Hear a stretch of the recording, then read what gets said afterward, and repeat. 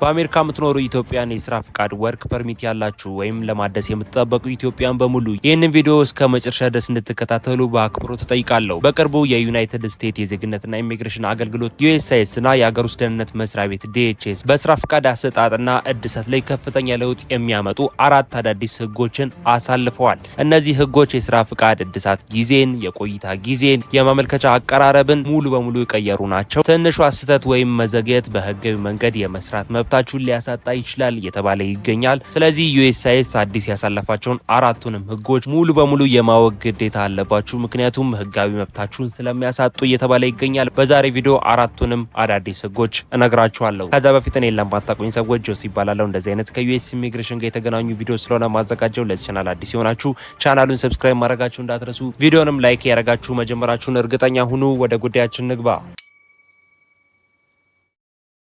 የእነዚህን ዌብሳይቶቹን ሊንክ ዲስክሪፕሽን ቦክስ ውስጥና የኮሜንት መጀመሪያ ላይ ያስቀምጥላችኋለሁ። የመጀመሪያውና በጣም ወሳኝ ለውጥ የተደረገበት የመጀመሪያው ህግ አውቶማቲክ የስራ ፍቃድ ማራዘሚያ ወይ ደግሞ አውቶማቲክ ኤክስቴንሽን የሚባል አዲስ ህግ ወጥቷል። ቀደም ሲል አብዛኞቻችሁ እንደምታውቁት የስራ ፍቃዳችሁ ሳያልቅ ወይም ወርክ ፐርሚታችሁ ሳይጠናቀቅ ኤክስፓየርድ ሳያደርግ ማለት ነው ፎርም አይ 765 ካስገባችሁ አዲሱ ካርድ እስኪመጣ ድረስ አሮጌውን ካርድ እስከ 180 ቀናት ወይም ደግሞ በልዩ ሁኔታ 540 ቀናት በራሱ እንዲሰራ የሚያደርግ ህግ ነበር። አዲሱ ግን ይሄንን አሰራር አስቀርቶታል። አሁን ባለው አዲስ ደንብ መሰረት የአይ 765 ማመልከቻችሁ ወይም ፎርማችሁ ማለት ነው ከጥቅምት 30 ቀን 2025 ማለትም ካለፈው አመት ወዲህ የገባ ከሆነ የነበረው ካርድ ማለትም ተጠቀሙበት የነበረ ወርክ ፐርሚት የሚያገለግልበት ቀን ወይም ኤክስፓየሬሽን ዴት ማለት ነው ካበቃ በኋላ አውቶማቲክ ማራዘሚያ አታገኙም ሲል ገልጿል። ይህ ማለት ምን ማለት ነው? አዲሱ የኢኤዲ ካርዳችሁ ወይም የስራ ወርክ ፐርሚታችሁ ማለት ነው በእጃችሁ ሳይገባ አሮጌው ካርድ ካለቀ ወይም ኤክስፓየርድ ካረገ በህግ የመስራት መብታችሁ ወይም ደግሞ በህጋዊነት የመስራት መብታችሁ ለጊዜው ይቋረጣል። አሰሪዎችም ወይም ኤምፕሎየርሶችም ማለት ነው በአይ9 ፎርም ማረጋገጫ ምክንያት ስራ እንዳትቆሙ ያስገድዳችሁ የተባለ ይገኛል። ስለዚህ የስራ ፍቃዳችሁ ከማለቁ ከ180 ቀናት በፊት ወይም ደግሞ ከ6 ወር በፊት አስቀድማችሁ የእድሳት ማመልከቻ ከዚህ በኋላ ማስገባት እንደሚኖርባችሁ ተገልጿል። ስለዚህ ዩኤስሲአይኤስ ያወጣው የመጀመሪያው ህግ ይመስላል።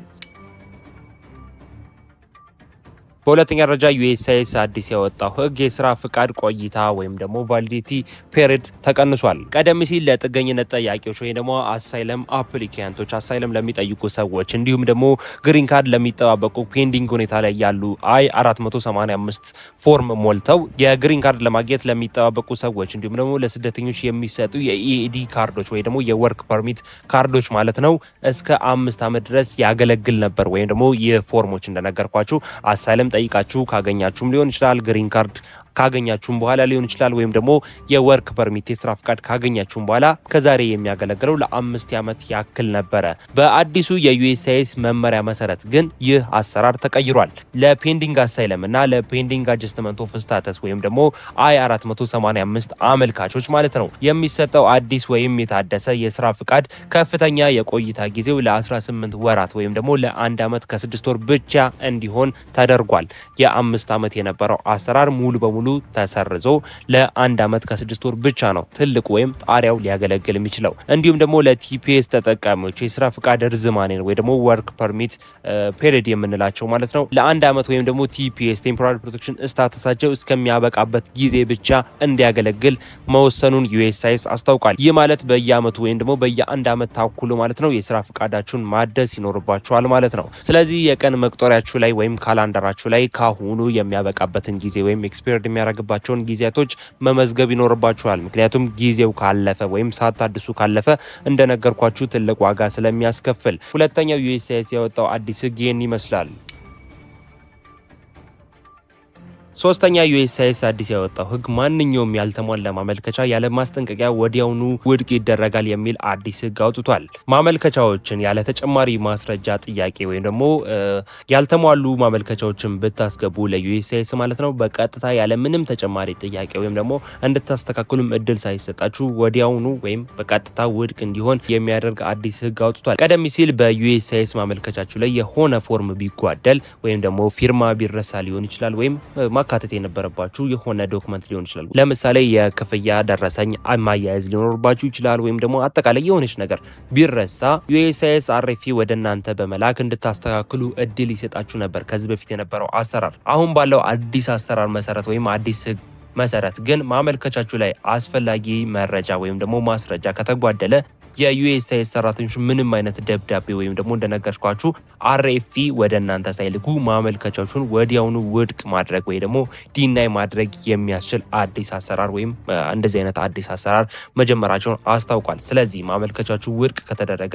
ክፍያችሁ አይመለስም። እንደገና ከመጀመሪያው ማመልከት ይኖርባችኋል እንጂ ልቀጥል ወይ ደግሞ የተጓደሉትን ነገሮች አስተካክዬ ልቀጥል የሚባል ነገር ከዚህ በኋላ እንደማይኖር ዩኤስሲአይኤስ ገልጿል። ይህ ደግሞ እናንተ ላይ ጊዜያችሁን ስለሚያባክን የስራ ፍቃዳችሁ እንዲቋረጥ እንዲሁም ተጨማሪ ወጪ እንድታወጡ ምክንያት ይሆንባችኋል። ሌላው አራተኛውና የመጨረሻው ዩኤስሲአይኤስ አዲስ ያወጣው ወይም አዲስ ያሻሻለው አዲስ ህግ ለኢትዮጵያን የቲፒኤስ ወይም ቴምፖራሪ ፕሮቴክሽን ስታተስ ተጠቃሚዎች የቅርብ ጊዜ መረጃ ወይም ቲፒኤስ ኢትዮጵያን አፕዴት በተመለከተ ነው። እንደምናውቀው የኢትዮጵያን ቲፒኤስ በፍርድ ቤት ክስ ሂደት ላይ ይገኛል። በፌዴራል የፍርድ ቤት ትዕዛዝ መሰረት ኢትዮጵያን የቲፒኤስ ተጠቃሚዎች ኢኤዲ ማለትም የስራ ፍቃድ የስራ ወርክ ፐርሚት የምንለው ማለት ነው እስከ ኦገስት 2026 ድረስ እንዲራዘም መወሰኑ ይታወቃል። ማለትም አሁን እስከ ያዝነው ወር ድረስ እንዲራዘም መወሰኑ በፍርድ ቤት ይታወቃል። ለቲፒኤስ ተጠቃሚዎችም የፎርም አይ9 እና አሰሪ መመሪያ ማለትም አሰሪዎች ወይም ኢምፕሎየርስ የምንላቸው ማለት ነው የኤችአር ሰራተኞች የስራ ፍቃዳችሁ ማለቁን ወይ ደግሞ ወርክ ፐርሚታችሁ ኤክስፓየር እንዳረገ ከተነገራችሁ የዩኤስሲአይኤስ የቅርብ ጊዜን የቲፒኤስ የኢትዮጵያን መመሪያ በማሳየት ማለትም ፍርድ ቤቱ የወሰነውን ውሳኔ በማሳየት በፎርም አይ9 አማካኝነት የስራ ፍቃዳችሁ ኤክስፓየር ቢያደርግም ጭምር የፍርድ ቤት ጉዳዩ እስኪጠናቀቅ ድረስ ስራችሁን ሳታቋርጡ ማለትም ከስራ ገበታችሁ ሳትስተጓጎሉ መቀጠል እንድትችሉ የሚያደርግ አዲስ አሰራር መጀመሩን ዩኤስሲአይኤስ ገልጿል። ስለዚህ ዩኤስሲአይኤስ አዲስ ያወጣቸው አራት መመሪያዎች ወይም አራት አዳዲስ ህጎች እነዚህን ይመስላሉ። ሌላው እጅግ በጣም በአሜሪካ የምትገኙ ኢትዮጵያ ውስጥ በአስቸኳይ ልተደርጓቸው የሚገቡ አራት ወሳኝ እርምጃዎች አሉ። ቀጥሎ ልንገራችሁ። የመጀመሪያው ካርዳችሁ የሚያበቃበት ጊዜ ወይም ደግሞ ኤክስፓየርድ የሚያደርግበት ጊዜ ቼክ በማድረግ ካርዳችሁ ከማለቁ ከ180 ቀናት በፊት ማለትም ወርክ ፐርሚታችሁ ማለት ነው ከማለቁ ከ180 ቀናት በፊት አስቀድማችሁ የእድሳት ፎርም ማለትም አይ765 ለዩኤስሲአይኤስ ማስገባት አለባችሁ።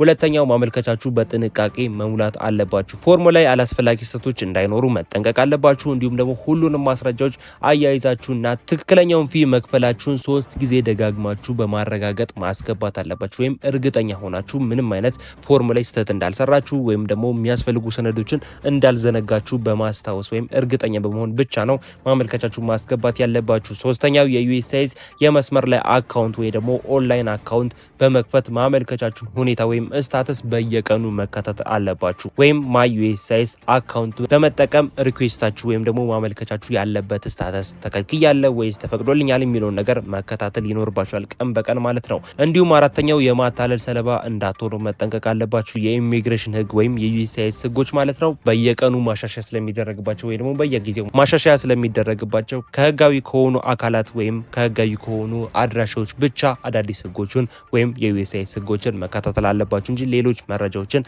መከታተል ወይም ህጋዊ ካልሆኑ ቦታዎች ላይ መረጃዎችን መሰብሰብ በፍጹም የለባችሁም። የዛሬ መረጃ ይሄን ይመስል ነበር።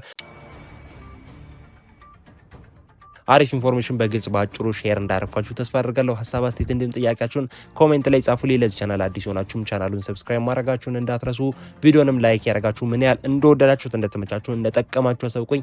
ምክንያቱም ላይክ ባደረጋችሁት ቁጥር ምን ያህል እየወደዳችሁት የተመቻችሁ እየጠቀማችሁ እንደሆነ ስለመረዳ በቀጣይ አዳዲስ ህጎችን አዳዲስ መረጃዎችን በሚወጡበት ጊዜ ቶሎ ተከታትዬ እንዳደርሳችሁ ይረዳኛል። ስለዚህ ሁላችሁም ላይክ ያደረጋችሁ ምን ያህል እንደወደዳችሁ ታሳውቁኝ። በቀጣይ በሌላ ቪዲዮ እንገናኛለን። መልካም ጊዜ